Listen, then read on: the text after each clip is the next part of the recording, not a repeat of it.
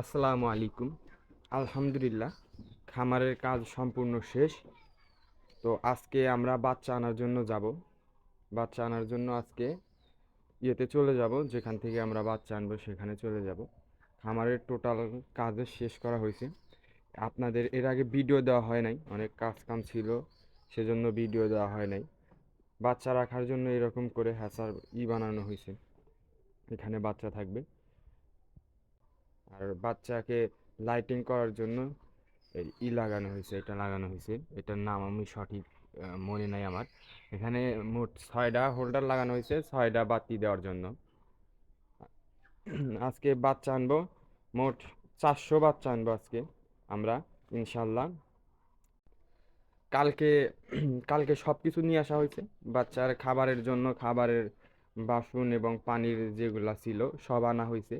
তো বাচ্চা যেখানে থাকবে এর উপরে বাচ্চা থাকবে। তো প্রথমে নেট দেওয়া হয়েছে, তারপরে উপরে চট বিছাই দিছি যাতে ঠান্ডা না লাগে, বাচ্চার যাতে ঠান্ডা না লাগে সেজন্য এরকম করে দেওয়া হয়েছে।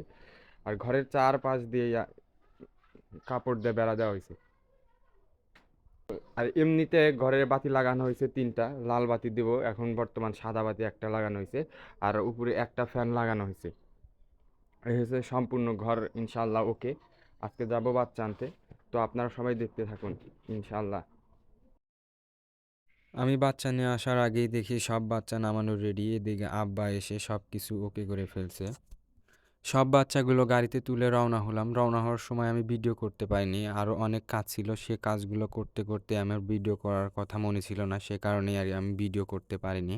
বাড়িতে এসে সব বাচ্চাগুলো নামালাম। নামানোর পর একে একে সব বাচ্চাগুলোকে চোখে ভ্যাকসিন করছিলাম, যাতে করে বাচ্চাগুলো সুস্থ থাকে।